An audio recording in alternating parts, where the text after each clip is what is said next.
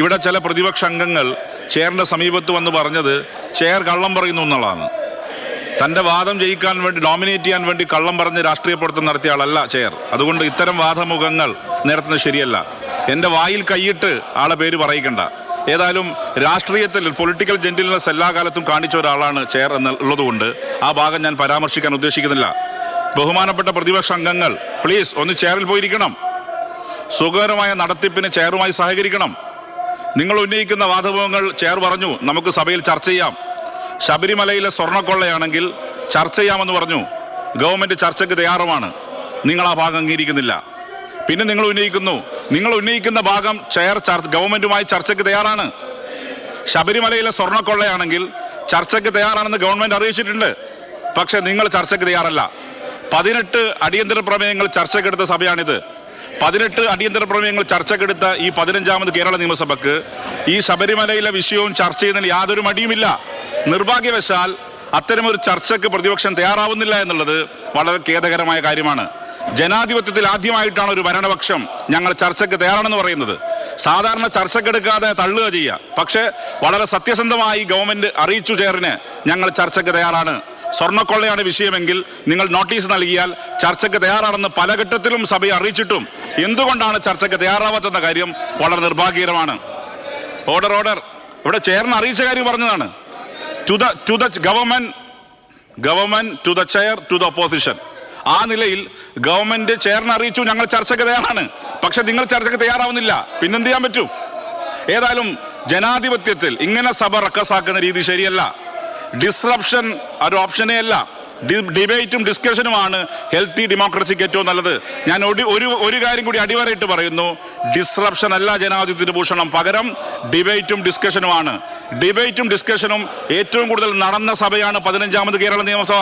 വളരെ പ്രൗഡുണ്ട് ചെയറിന്. വളരെ പ്രൗഡോടെ പറയാൻ സാധിക്കും ഇത്രയധികം അടിയന്തര പ്രമേയങ്ങൾ ചർച്ചക്കെടുത്തപ്പം അതിന് ചെയർ ചെയ്യാൻ സാധിച്ചു എന്നുള്ളത് പൊളിറ്റിക്കൽ കരിയറിൽ തന്നെ ഒരു അഭിമാനമായി കാണുന്ന ഒരു ചെയറാണ് ഞാൻ. Yes, order. നിരന്തരം അഭ്യർത്ഥിച്ചിട്ടും പ്രതിപക്ഷങ്ങൾ ചോദ്യോത്തരവേളയുമായി സഹകരിക്കാത്ത സാഹചര്യത്തിൽ ചോദ്യോത്തരവേളയുടെ ശേഷിക്കുന്ന ഭാഗം റദ്ദ് ചെയ്യുന്നു. തുടർ നടപടികളിൽ കടക്കാൻ ചെയർ നിർബന്ധിതമാവുകയാണ്. ഓർഡർ. ഇന്നത്തെ ശ്രദ്ധ ക്ഷണിക്കലും ഒപ്പം സബ്മിഷൻ്റെയും മറുപടികൾ സഭയുടെ മേശപ്പുറത്ത് വെച്ചതായി പരിഗണിക്കുന്നതാണ്. അമൽ തേരമ്പറമ്പിൽ വിവരങ്ങളുമായി ചേരുന്നുണ്ട്. അമൽ, ഇന്നും സഭയ്ക്കകത്ത് പ്രതിഷേധമാണ്. ശബരിമല സ്വർണ്ണക്കൊള്ള വിഷയം ഉന്നയിച്ചുകൊണ്ട് പ്രതിപക്ഷം കഴിഞ്ഞ 2 ദിവസങ്ങളായി നടത്തുന്ന പ്രതിഷേധത്തിന്റെ തനിയാവർത്തനം ഇന്നും സഭയിൽ ഉണ്ടാകുന്നു. സഭാ നടപടികൾ തുടങ്ങിയപ്പോൾ തന്നെ പ്രതിപക്ഷ നേതാവ് വി.ഡി. സതീശൻ ഈ വിഷയത്തിൽ പറയാനുള്ള കാര്യങ്ങൾ പറഞ്ഞു. സ്വർണ്ണക്കൊള്ള വിഷയവുമായി ബന്ധപ്പെട്ട് കുറ്റപത്രം പോലും സമർപ്പിക്കാൻ കഴിയാത്ത അവസ്ഥയിൽ പ്രതികൾ ഓരോരുത്തരായി പുറത്തേക്ക് ഇറങ്ങിയിരിക്കുകയാണ്. തൊണ്ടി മുതൽ പോലും കണ്ടെത്താൻ കഴിയാത്ത അവസ്ഥയുണ്ട്. വലിയ തോതിലുള്ള പ്രതിസന്ധി ഈ കേസിന്റെ അന്വേഷണവുമായി ബന്ധപ്പെട്ട് നിലനിൽക്കുന്നു. അങ്ങനെയുള്ള ഒരു സാഹചര്യമാണ് എന്നുള്ള കാര്യം പ്രതിപക്ഷ നേതാവ് പറഞ്ഞു. മാത്രമല്ല, ഇടതുപക്ഷ നേതാക്കൾക്കെതിരെ പത്മകുമാറിനും വാസുവിനുമെതിരെ ഇതുവരെയും നടപടിയെടുക്കാൻ പോലും CPM തയ്യാറായിട്ടില്ല എന്നൊരു വിഷയം കൂടി ഉന്നയിക്കുകയാണ് പ്രതിപക്ഷ നേതാവ്. സ്വർണ്ണക്കൊള്ളയ്ക്ക് പിന്നിൽ ഇടതുപക്ഷമാണ് എന്നൊരു വിമർശനം പ്രതിപക്ഷ നേതാവിൻ്റെ ഭാഗത്തുനിന്ന് വരുന്നു. അതിനുശേഷം സ്പീക്കർ സംസാരിച്ചപ്പോൾ പറഞ്ഞത് സ്പീക്കർക്കെതിരെ കഴിഞ്ഞ ദിവസം രൂക്ഷമായ വിമർശനം പ്രതിപക്ഷത്തിൻ്റെ ഭാഗത്തു നിന്നും ഉണ്ടായിരുന്നു. പ്രത്യേകിച്ച് സ്പീക്കർക്ക് സ്വന്തമായൊരു നിലപാടില്ല എന്നതടക്കമുള്ള വിമർശനങ്ങളാണ് പ്രതിപക്ഷ നേതാവ് പറഞ്ഞു വെച്ചത്. സ്പീക്കറാണെങ്കിൽ ഈ പ്രതിപക്ഷ അംഗങ്ങൾക്കെതിരെ രൂക്ഷമായ വിമർശനം ഉന്നയിക്കുകയും ചെയ്തിരുന്നു.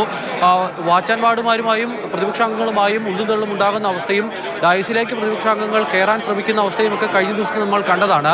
അന്ന് ഈ ബാനർ കെട്ടാൻ ഉപയോഗിച്ച പൈപ്പ് ഉപയോഗിച്ച് വാച്ച് ആൻഡ് വാർഡിനെ മർദ്ദിച്ചു എന്നൊരു കാര്യം കഴിഞ്ഞ ദിവസം മുഖ്യമന്ത്രി പറഞ്ഞിരുന്നു. ആ വിമർശനത്തിനെ പ്രതിപക്ഷ നേതാവ് വിമർശിക്കുകയും ചെയ്തതാണ്. അത് ഇന്നലെ സ്പീക്കർ പക്ഷേ അത് താൻ കണ്ടു എന്നുള്ള തരത്തിൽ സ്പീക്കർ പറഞ്ഞു വെച്ചു. അതിനെതിരെയാണ് പ്രതിപക്ഷം രംഗത്തെത്തിയത്. ഇന്ന് സ്പീക്കർ പറഞ്ഞത് താൻ എയർ ഡ്രോപ്പ് ചെയ്ത് സഭയിലേക്ക് വന്ന ആളല്ല, കഴിഞ്ഞ കുറേ കാലമായി രാഷ്ട്രീയ പ്രവർത്തനം നടത്തുന്ന ആളാണ്. തെരുവിൽ സ്പീക്കറെ വലിച്ചിഴക്കുന്നത് ശരിയല്ല, ഇത്തരം വിമർശനങ്ങൾ ഉന്നയിക്കുന്നത് ശരിയല്ല എന്നൊരു കാര്യം സ്പീക്കർ പറഞ്ഞു. അതിനുശേഷമാണ് എം പി രാജേഷ് സംസാരിച്ചത്. സ്വർണ്ണക്കൊള്ള വിഷയം സംസാരിക്കാൻ ചർച്ച ചെയ്യാൻ പ്രതിപക്ഷത്തിന് ഭയമാണ്. ഉണ്ണികൃഷ്ണൻ പോറ്റി കണ്ട